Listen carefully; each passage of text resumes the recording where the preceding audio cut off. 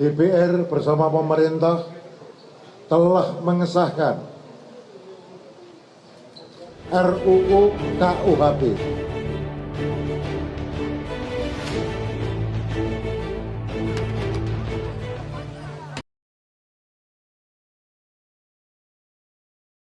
Bentar, sebelum dimulai jangan lupa klik tombol subscribe-nya.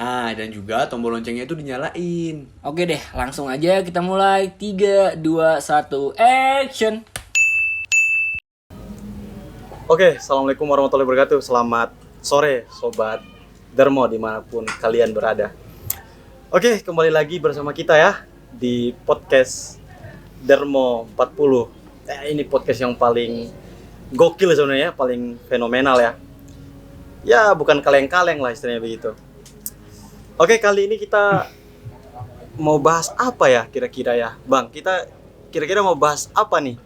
Kalau saya kan tergantung dari sampean tergantung ini kan, saya Bang ya. Oke, apa yang bisa. mau dibahas ini kan.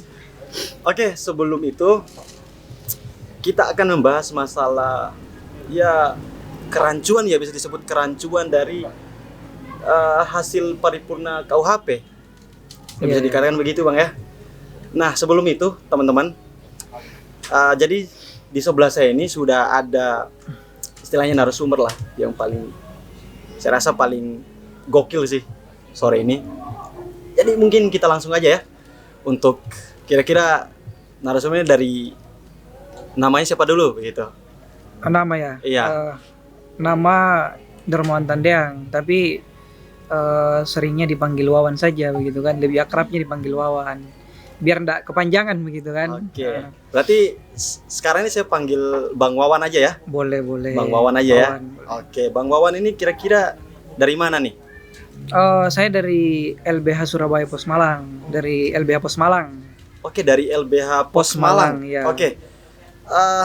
Berarti pas ini Sobat Dermo, pas kita mengundang narasumber ini dengan topik yang kita bahas atau isu yang kita bahas pada sore hari ini. Begitu Bang ya?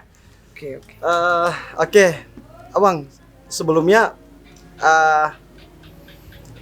dari tanggal 6 Desember kemarin ya Bang ya? Iya. 6 Desember itu baru diparipurnakan ya terkait dengan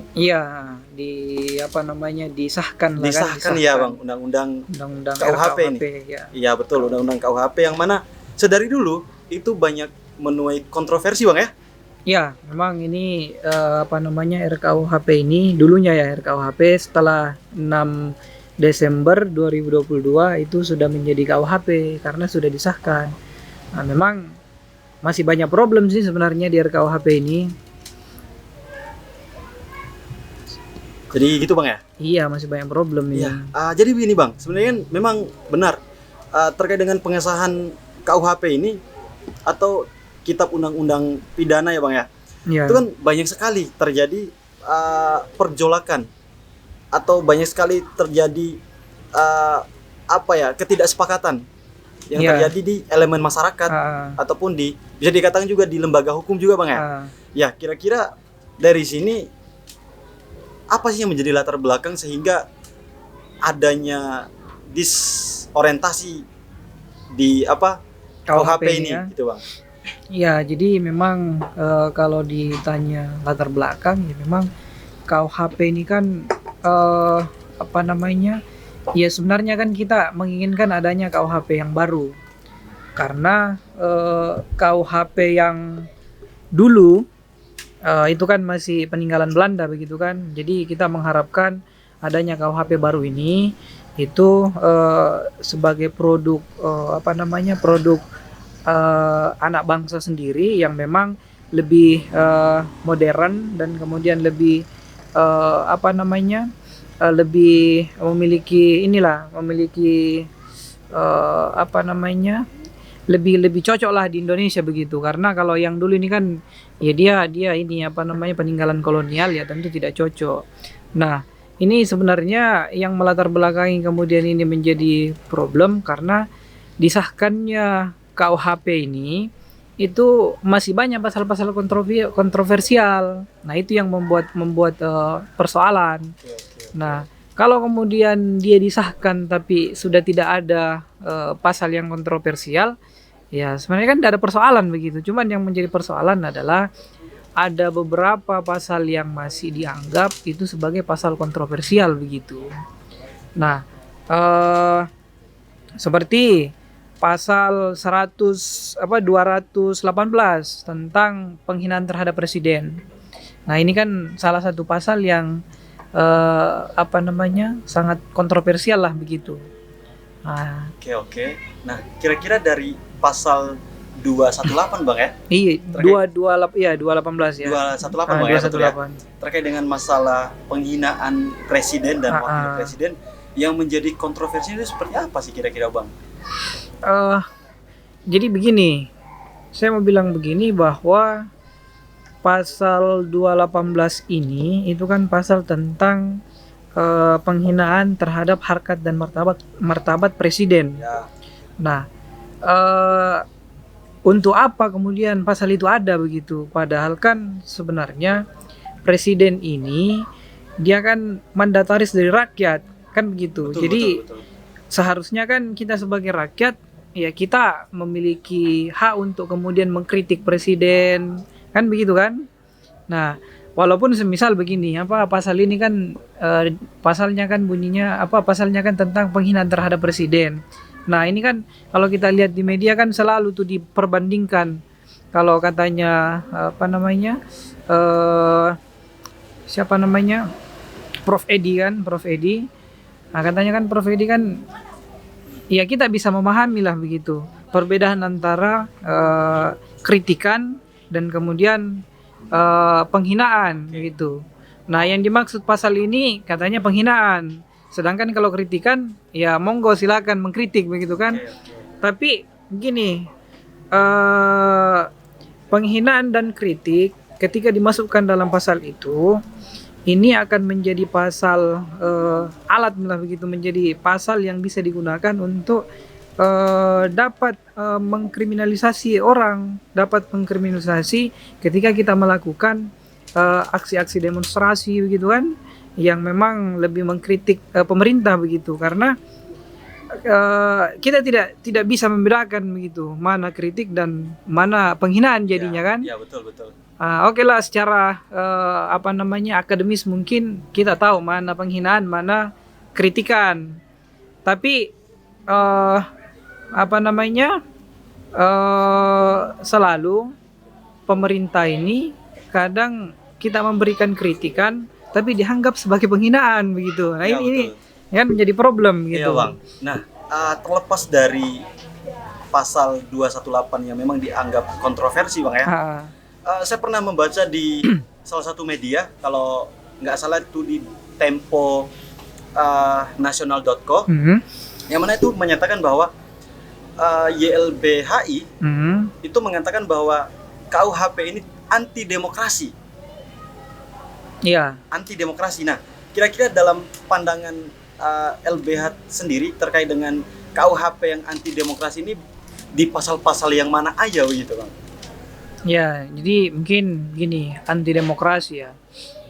Ya, pasal 118 juga bisa dikatakan atau bisa dikategorikan sebagai anti demokrasi sebenarnya, karena dengan adanya pasal ini itu sebenarnya secara tidak langsung itu mau membungkam kita untuk tidak melakukan kritikan. Oke. Karena oke lah pasalnya penghinaan kan, tapi ya dengan adanya pasal itu kan kita juga hati-hati, nanti tiba-tiba kita berbicara kemudian dianggap sebagai penghinaan, padahal kita hanya mengkritik. Nah, makanya kan kalau di dalam KUHP yang baru ini kan di penjelasannya itu di pasal 18 itu penjelasannya itu yang dimaksud kritikan itu sedapat mungkin dia bersifat konstruktif begitu. Nah, sedangkan masyarakat Indonesia ini dari segi pengetahuan, dari segi ilmu pengetahuan itu kan berbeda, gitu kan. Nah, tidak semuanya masyarakat Indonesia itu bisa memberikan kritikan yang apa ya, dengan bahasa yang bagus lah begitu, yang konstruktif lah, yang bersifat membangun. Nah, itu yang menjadi problem. Nah, karena masyarakat ini yang mungkin dari segi pendidikannya ya dia akan melakukan kritikan dengan tingkat pendidikan itu kan begitu. Iya, betul Bang. Ketika mereka yang tadinya bisa hanya berbicara, kemudian tidak bisa mengkonstruksikan kritikan, akhirnya dianggap sebagai penghinaan Ya, ya, betul, gitu. ya. Nah, itu kan akhirnya kan melanggar hak kita untuk menyatakan pendapat dan sebagainya kan begitu, sebagai negara yang demokrasi, kemudian kita tidak diberikan kebebasan untuk mengkritik kemudian berpendapat, ya berarti kan Demokrasinya di mana kan begitu? demokrasinya di mana? Iya, betul, iya. Kemudian kemudian akhirnya kan melanggar hak asasi manusia kan begitu. Oke, terlepas dari pasal yang disebutkan oleh Abang tadi, kira-kira ada nggak pasal-pasal lain yang memang itu disebut sebagai pasal yang dianggap anti demokrasi juga? Anti demokrasi dan kemudian melanggar hak asasi manusia. Pasal ini juga sebenarnya hukuman mati. Hukuman mati ya. Nah, pasal hukuman mati ini kan melanggar hak untuk hidup begitu kan. Oke. Sebenarnya menarik ya kalau kita berbicara masalah tadi antara pasal 218 dengan pasal yang mengatakan bahwa hukuman mati itu dianggap tidak sah ya Bang ya, dianggap tidak sah di kalangan masyarakat atau secara praktik karena memang melanggar hukum, melanggar HAM kan begitu Bang. Iya. Nah, konsep dianggap melanggar HAM itu bagaimana? Begitu. Kenapa bisa dikatakan sebagai pasal yang memang melanggar HAM? Ya, jadi melanggar HAM karena kan hak asasi manusia ini kan dia melindungi warga negara. Kemudian bicara persoalan HAM, dia juga bicara soal ini kan Ekosop dan kemudian Sipol begitu, ekonomi sosial Ekosop dan Sipol kan begitu. Nah, persoalan hukuman mati ini kan kita sebagai manusia ya, sebagai manusia itu kan kita memiliki hak untuk hidup. Kita memiliki hak untuk kita memiliki hak untuk berserikat, berkumpul, kemudian berpendapat begitu kan. Nah, dengan adanya pasal 118 ini kemudian kita seakan-akan dibatasi untuk kemudian bersuara begitu. Ya, walaupun secara tidak langsung lah kan begitu kan. Kemudian pasal berkaitan dengan hukuman mati ini juga kemudian melanggar hak untuk hidup masyarakat begitu. Nah, masa iya kemudian kemudian masyarakat ini dipaksakan untuk dibunuh begitu kan dengan regulasi hukum. Nah, itu yang menjadi problem begitu. Oke, ya dari hal-hal yang memang agak rancu yang dijelaskan Bang ya. Saya katakan agak rancu Bang ya. Karena memang banyak sekali kontroversi yang terjadi di KUHP yang masih sampai saat sekarang. Nah, kira-kira dalam pandangan Abang sendiri sebagai keterwakilan dari LBH Pos Malang kan, itu kira-kira apakah penegak hukum dalam 3 tahun ke depan itu dapat memahami tafsiran yang ada di dalam tuangan tafsir di KUHP itu ya?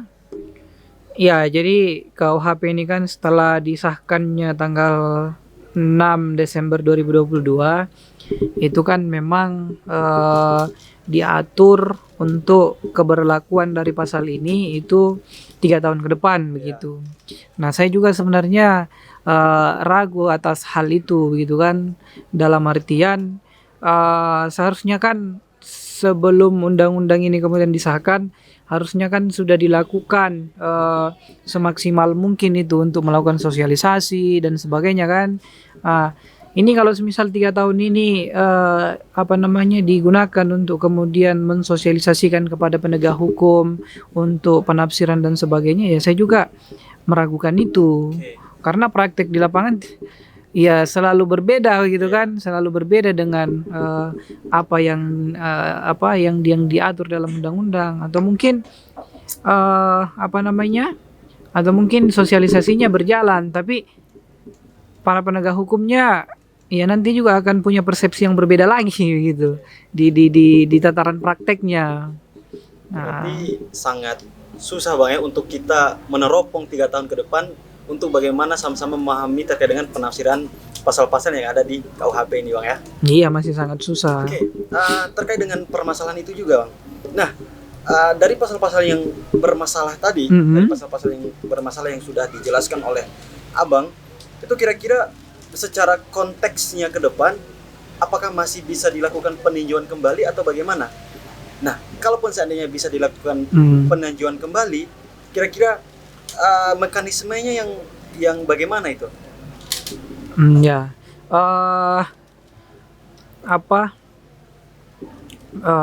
bukan ini ya, bukan PK ya, bukan peninjauan kembali, tapi dalam undang-undang karena KUHP ini sudah disahkan ya. Sebenarnya ada 2 upaya yang bisa dilakukan, itu dengan melakukan revisi terhadap undang-undang itu kan, yang dilakukan legislasi dan kemudian bersama dengan presiden. Nah tapi kupikir itu sangat maksudnya ya kemungkinan tidak akan pernah dilakukan begitu. Kalau untuk yang itu tidak akan pernah dilakukan. Yang bisa dilakukan sebenarnya itu judicial review. Yang bisa dilakukan judicial review. Tapi nanti untuk judicial review-nya ini, itu kan kalau kemudian ini sudah di di lembaran negara dan kemudian dilakukan judicial review. Nah itu nanti kita bisa lakukan itu begitu. Sebenarnya berarti kemungkinan terbesar yang hanya bisa dilakukan adalah judicial review ya, ke MK ya begitu. Nah, untuk yang pertama tadi, yang setelah judicial review, tadi kan ada review kembali kan Bang? Revisi lah. Nah, itu kenapa kemungkinan besar tidak bisa dipakai Bang? Itu kemungkinan tidak bisa karena begini, untuk revisi undang-undang itu kan dilakukan legislatif dan bersama dengan presiden gitu kan. Nah, ya mustahil lah begitu kan, mustahil untuk dilakukan itu karena yang mengesahkan undang-undang ini kan juga DPR dan bersama dengan presiden. Undang-undang ini sudah sesuai dengan kemauan mereka begitu kan. Jadi kalau kita mengharapkan itu bisa dirubah situ, ya agak susah begitu. Makanya aku bilang tadi yang mungkin bisa ya dengan judicial review ke Mahkamah Konstitusi. Ya walaupun judicial review juga ini belum bisa menjamin juga sebenarnya. Belum bisa menjamin, apalagi kemarin tragedi kemarin yang mana salah satu hakim MK yang kemudian diberhentikan begitu kan. Ini kan juga aku pikir semakin susah juga begitu. Ya sebenarnya agak susah ya kita menerawang bagaimana sebenarnya cara langkah pencegahan yang kita ambil dari pasal-pasal KUHP ini yang memang dianggap kontroversi Bang ya. Terlepas dari semua itu, kira-kira adakah sebuah langkah atau sebuah solusi, bisa pesan atau rekomendasi yang memang bisa mengatasi terkait dengan problem atau permasalahan yang memang menjadi perbincangan kita pada sore hari ini? Langkahnya ya jadi dengan disahkannya dengan disahkannya KUHP ini, kita akan pemberlakuannya kan 3 tahun ke depan. Nah sebenarnya yang perlu kita lakukan sekarang atau rekomendasi yang bisa kita lakukan ya sebenarnya tetap melakukan apa namanya kritikan dan kemudian tetap melakukan upaya-upaya untuk kemudian pasal yang bermasalah itu bisa diperbaiki begitu, atau mungkin bisa dihilangkan dalam apa namanya KUHP itu. Nah, jadi ya mungkin dengan upaya judicial review bisa dilakukan, dengan kemudian melakukan apa namanya aksi-aksi juga kita bisa lakukan untuk kemudian mendorong sehingga ada perbaikan di KUHP itu begitu. Karena misal nanti kalau semisal dengan melakukan upaya hukum juga ya mungkin kalau kita tidak melakukan upaya-upaya yang lain ya mungkin nanti kita bisa dipermainkan lagi begitu kan. Jadi harus ini kita harus tetap melakukan perlawanan terhadap pemberlakuan RKUHP itu. Oke, berarti sampai saat sekarang ini masih tetap konsisten ya Bang ya? Iya. Masih tetap konsisten untuk bagaimana melakukan atau meninjau kembali terkait dengan pasal-pasal yang memang agak kontroversi itu Bang, terkait dengan solusi yang memang sudah disampaikan oleh Abang tadi.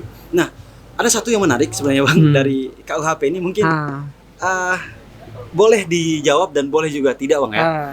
Kira-kira secara spesifiknya yang mungkin dalam paradigma Abang, dalam kacamata Abang, kira-kira KUHP ini secara hukum, secara hukum way dan political way itu kira-kira untuk bagaimana nanti diimplementasikan ke masyarakat itu, apakah masyarakat mampu secara keseluruhan menerima terkait dengan adanya KUHP yang baru disahkan ini? Ya, menerima ya begitu ya. Iya. Ya tentu bilang menerima, ya tentu beberapa masyarakat tentu menolak itu kan, begitu, menolak KUHP ini. Tapi memang kalau dalam asasnya kan memang ketika undang-undang itu sudah berlaku, ya memang semua masyarakat dianggap tahu terhadap hukum itu. Nah, ini kan menjadi apa ya? Jadi ya makanya kenapa kemudian kita harus apa namanya? Selalu membicarakan persoalan itu, selalu mendiskusikan persoalan apa namanya KUHP ini sehingga lebih matang lagi untuk mengetahui di mana sih sebenarnya titik-titik persoalannya gitu. Karena tadi kan mungkin yang saya jelaskan itu masih beberapa saja kan pasalnya, ya cuman pasal 118 dan kemudian pasal 98 yang berkaitan dengan penghinaan terhadap presiden dan kemudian hukuman mati. Sebenarnya masih ada lagi beberapa pasal, kayak misal ini tentang apa? Ini pelanggaran HAM berat. Nah, ini kupikir juga perlu pembahasan juga tentang pelanggaran HAM berat karena apa namanya juga dulu Cak Munir kan dulu di LBH Malang juga kan. Nah, kasusnya Cak Munir ini kan masuk sebagai pelanggaran HAM berat. Nah, ini kalau di dalam undang-undang KUHP yang baru itu kan memasukkan pelanggaran HAM berat. Nah, sedangkan kalau yang sebelumnya itu kan dia masuk dalam apa namanya undang-undang khusus begitu kan, masuk dalam undang-undang nomor 26 tahun undang-undang nomor 26 tahun 2000 tentang pelanggaran apa namanya peradilan HAM itu kan. Nah, sekarang dimasukkan tuh, bahkan yang menjadi problem adalah di pasal itu dia menghilangkan menghilangkan asas yang memang menjadi ciri khas dari pelanggaran HAM berat, yaitu asas retroaktif. Jadi tidak berlaku surut lagi. Nah, kemudian ada pembatasan tentang daluarsa. Ini yang menjadi problem. Jadi kayak misal kasus Cak Munir ini kan sekarang kan sudah 18 tahun. Nah, sudah 18 tahun dan kemudian kalau di KUHP yang baru itu masa daluarsa itu 20 tahun. Nah, berarti kasus Cak Munir ini tinggal 2 tahun lagi kemudian sudah tidak bisa diusut lagi. Nah, itu masalah kan. agak Iya. bikin pusing Bang ya, agak rancu Bang ya begitu ya. Iya, kalau yang dulu kan tidak mengenal daluarsa, jadi Iya. kapanpun itu kalau kemudian mau diusut kasus pelanggaran HAM, ya tetap bisa. Nah, itu bedanya loh yang sekarang. Makanya ini semakin melemahkan gitu kan. Jaga jarak istilahnya begitu Bang ya. Iya, iya. Oke, mungkin satu pertanyaan saya mungkin terakhir Bang ya. Iya, iya. Sekaligus sebagai penutup lah buat Abang, kira-kira rekomendasi apa yang bisa Abang tawarkan terkait dengan ini ya, hal-hal yang memang menjadi kontroversi di KUHP.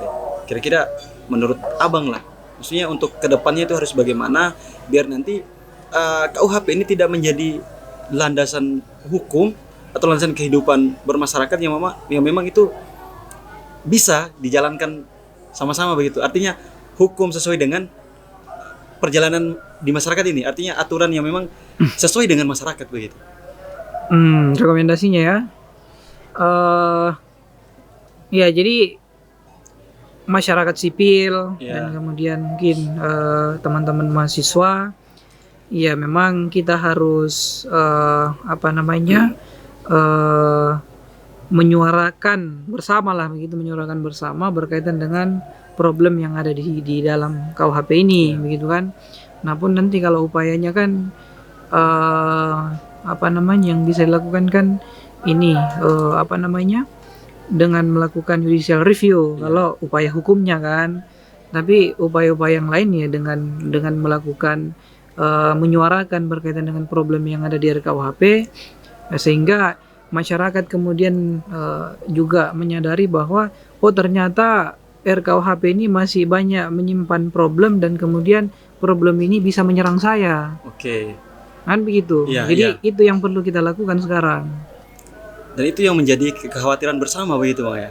Iya, kalau semisal kita tidak melakukan itu, ya nanti ketika ini sudah disahkan, sudah diberlakukan 3 tahun ke depan, ya undang-undang ini akan berlaku terhadap kita gitu kan.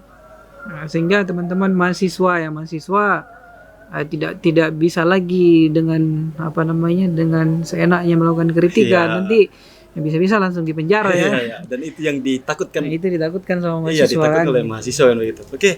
Saya rasa sangat menarik sekali Bang ya terkait dengan pembahasan KUHP ini Bang ya.